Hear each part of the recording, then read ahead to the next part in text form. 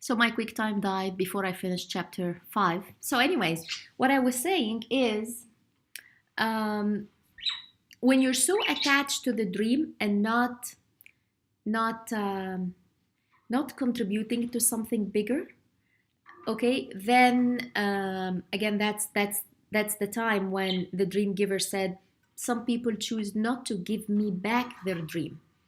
It just means that they are so attached to the dream. So they can pursue it, they can go on and they can actually achieve their dream. And again, it will be this big because this is the scope that they see. But when they reach a time or a realization where they understand that they want actually to contribute to something bigger, like have a huge impact on a huge scale. So this is when they surrender the dream, because it's not just about the dream. It's what you become when you're pursuing this dream. Because who you become when you're pursuing this dream is actually the bigger scope. Because you yourself have turned into the dream for humanity, for the environment, for the globe, for millions and millions of people. So when you surrender your dream, you become the bigger thing. Again, I hope I'm making it clear now. So Ordinary knelt by the riverbank and wept with joy. He still maybe does not understand this last part. We will see. The dream giver was more kind, more good, more wonderful, and trustworthy than he had ever imagined. Now, when Ordinary looked at his surrendered dream, he saw that it had grown. Now his dream was no longer only about Ordinary. Now it was part of the universe's big dream for the whole world. When Ordinary stood to leave, he noticed on the rise above the river a memorial built of stones. Every stone was smooth and small and had the word remember etched on its surface. Standing by the monument to the dream giver's goodness, Ordinary felt awed and surrounded by many witnesses. Carefully, he placed his own stone at the top of the memorial and he walked on. That evening, by the light of the moon, Ordinary pulled his journal out of his knapsack and wrote about his time in sanctuary. I lost my feather. Let me get the feather. I got my feather. I will never be the same after sanctuary. I swam in still waters there and washed away the last traces of the wasteland. The dream giver's light revealed the darkness inside me. It was unbearable. How could he want me to come any closer? But he took away my darkness. When the dream giver asked me to give my dream to him, I didn't think I could. But I wanted the dream giver more than I wanted my dream. So I did. The dream giver gave me my dream back. Now it's part of his big dream. And that means my dream is a lot bigger than before. May I always use it to serve him, to serve me, to serve the entire world. Isn't it nice? It's very nice. Let's see if my quick time can actually handle chapter 6. We'll see. Chapter 6. Ordinary reaches the Valley of Giants. In the morning, Ordinary entered a broad valley that seemed to leap up to the land of promise. But soon he came upon a sign that read, Beware, Dreamer, Valley of Giants. Ordinary stared at the sign. So the returning dreamers were right. Giants were real. What should he do? He had no weapons, he had no plan, but his big dream was bigger than ever, and he trusted the dream giver, so he decided to press on. Ordinary had not gone far when he heard giant footsteps He hurried to hide behind a bush.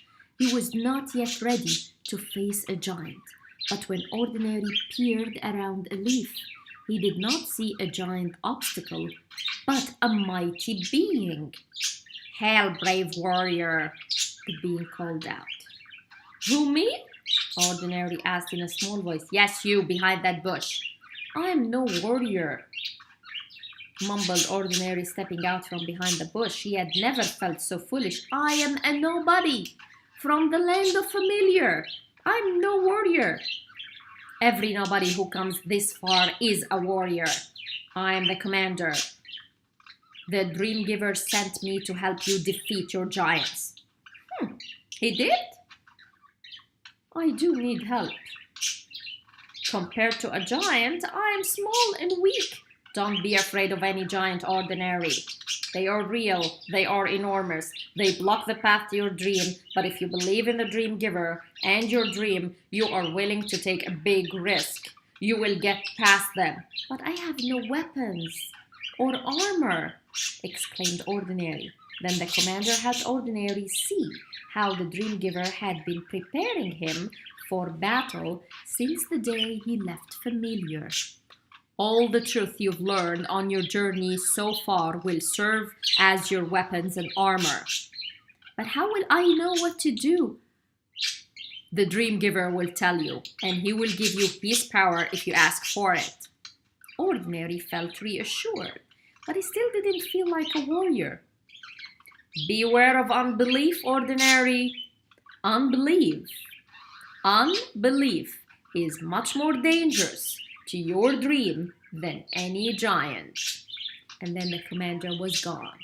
Ordinary had not gone far up the valley when he met his first giant. It was enormous, all right, and it completely blocked the path to his dream. When it noticed Ordinary, the giant yawned in his direction. "Where do you think you're going, little nobody?" Ordinary recognized the giant towering over him. It was Moneyless. I love the giants and you will love them too. It was Moneyless. This is when you go about pursuing your dream and you say, "But I have no money." "I need to get past," said Ordinary. "Sure you do. Everybody does." Ordinary tried to think of a plan, but none comes to mind. "So I need you to get out of my way. I'm not moving. I guess you'll have to move me yourself." For a moment, Ordinary hesitated. Then he cried out, "Dream giver, help me. Please give me your power." And the dream giver did. Then he told Ordinary what to do and what to say. Ordinary looked up at the giant called Moneyless and shouted, "I challenge you in the name of the dream giver." Then he attacked the giant with all his weapons and armor. What does this mean? Money is a resource, and sometimes when we want to achieve our dreams and we find that we do not have the financial resources, this is the time when we need to be very resourceful. So when he called upon the dream giver and the dream giver gave him from his power, it means that this is when you trust that you are already born with a lot of talents and resourcefulness that you can use when you lack the financial resource. Okay, so it can be certain talents that you can use in order to get some financial support. It can be talking about your idea to somebody who can lend you some financial support. It can be that you are trading services with somebody else so that instead of money, then they can give you the service that you would have bought with this money, and you give them a service in return. So again, the resourcefulness. At first, the giant did not move, but Ordinary kept reaching for the truth he had learned. He took courage. He believed that the dream giver would provide. Again, it's a belief in yourself, in your abilities, in the bigger divine force that is supporting you to move on with your dream. He relied on wisdom. He fought on, he endured, and with every advance, he felt the dream giver's pleasure. Finally, the day came where Moneyless did retreat.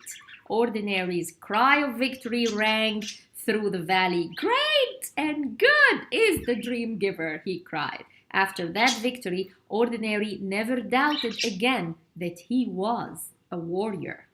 As Ordinary traveled up the valley, he met more giants. Listen to this. Some, like Moneyless, were obstacles that he had to get around. Get around, that's the resourcefulness.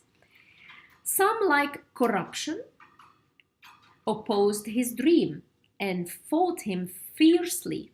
Some, like Rejection, attacked him personally and left him deeply wounded.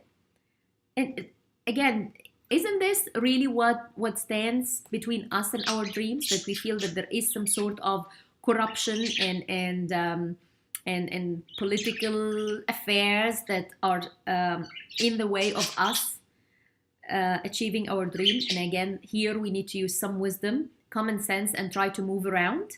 The other thing, move around. Okay, it does not mean that we will align with them, and because again, then you're inviting more darkness in your heart, and your heart is now pure.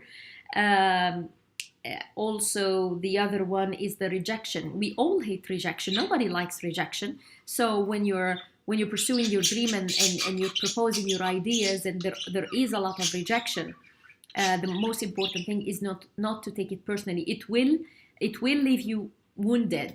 Okay. Just accept that and be compassionate with yourself. Like, be kind to yourself and keep moving on. Okay.